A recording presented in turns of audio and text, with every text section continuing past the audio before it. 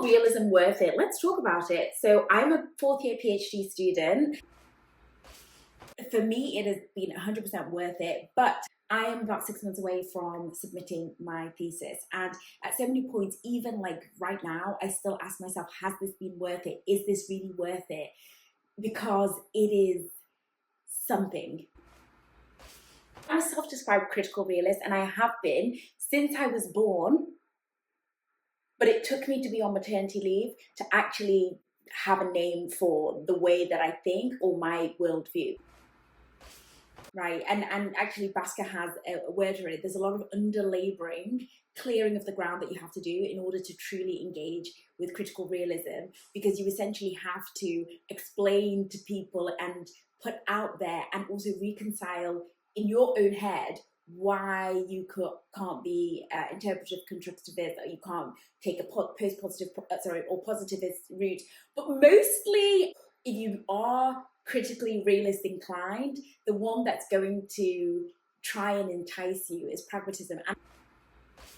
And for me, I could not be a pragmatist. You know, you do the right things for the problem, but what if the problem in and itself needs to be articulated in a way, and pragmatism, because it doesn't necessarily engage with those metaphysical conversations about ontology, epistemology, reality, knowledge, access to knowledge, and all of those things in the same way, you're unable to fully problematize it to justify PhD. I mean, just listening to me talk right now, I feel like if anybody has never heard of critical realism and is not, if this what I'm doing right now doesn't strike you as, oh my god, like I've been there, oh my gosh, I'm right there, oh my gosh, this is the video, this is definitely not the right video for you. Because I'm on a social media break, but I felt compelled to make this video in order to say, yes, it was worth it. So I'm going to start off the bat and recommend some mandatory reading. Realist Theory of Science. This one is the 2015 edition. The first ones are from the 70s. People still reference the ones from the 70s. So first published in 1975, and then this one is 2015. And then Explaining Society by Danermark et al. And then also in terms of open access work that is going to help you in your understanding of critical realism. Fletcher, great open access stuff. I think it's Dr. Jessica Fletcher, open access stuff. Her area of research, I think it's agriculture in Canada. Also Wilshire and Ronkainen, their paper on critical realist thematic analysis, but also Fryer has a paper, and there've been more that have come out. But I love, really love Wilshire and Ronkainen's paper, because in their supplementary documents they have like all this stuff to help you really go through all the stages of like describing, conceptual redescription, and then retroductive analysis to look for those causal structures. And Tom Fryer has like I think it's a pamphlet about why everybody should be a critical realist. I'm going to link them all below. These are all great, and I would actually read them in the order, the backwards order. So these were like the first things that I read like years ago, and I like them because they are so easy to engage with. Like, or finding a critical realist paper that's been done in your own topic. For me, if you are a person who wants to know why something is happening, or why people do something, or what is going on under the surface of what we're seeing, like just a description of what we're seeing is not enough. You want to know how have we got here? Putting it another way, if you see something and you feel like this is a quintessential example of when other things come together and create this, then critical realism is for you, right?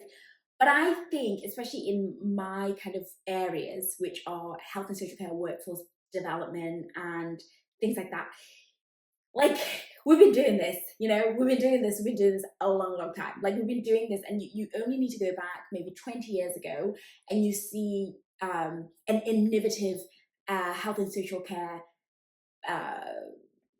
profession or job role be introduced, have lots of money poured into it, and then it dwindles. And then a new one pops up, and then it dwindles, and a new one pops up, and then it dwindles, and everybody just kind of accepts this, but forgetting that this has real life consequences for people who, decide to do that job, right? Like decide to maybe go back to school and do that job, and then as a result of it dwindling, that's their whole life affected.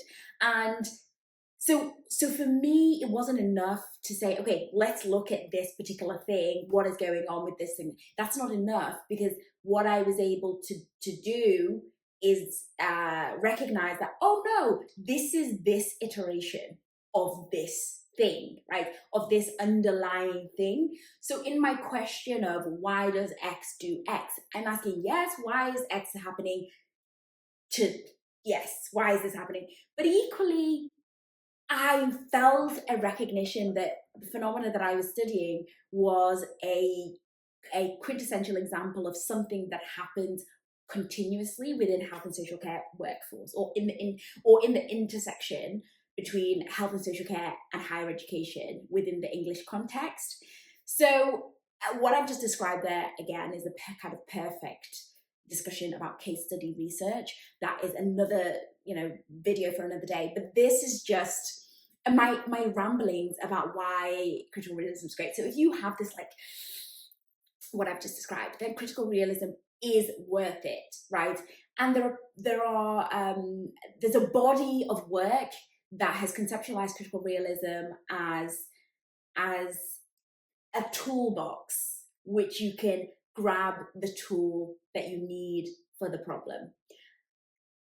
Not in the pragmatist, sense where it's like, use the methodological tools based on the problem that you have.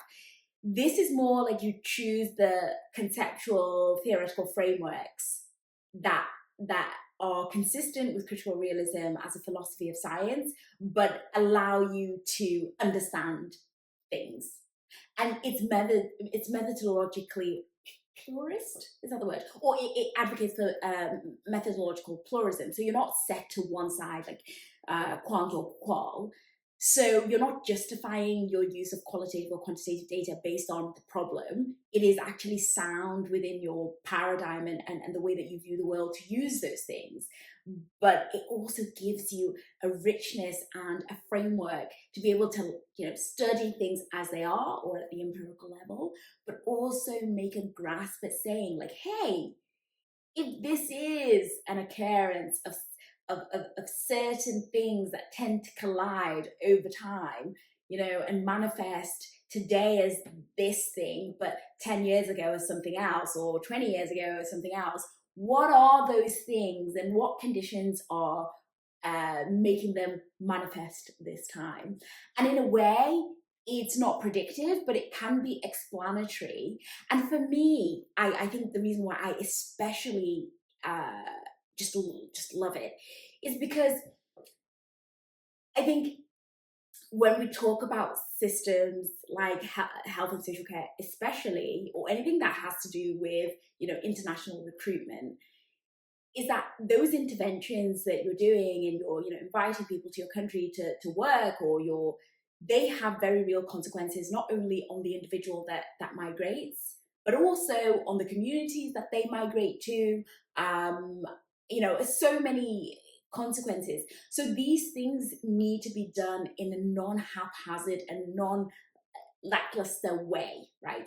By that I mean, we can't wait just for the manifestations of these underlying things to create a fire, let's say, that we put out there and then. Meanwhile, those things are being ignored, or we're using paradigms or worldviews that doesn't even acknowledge the existence of these things, right?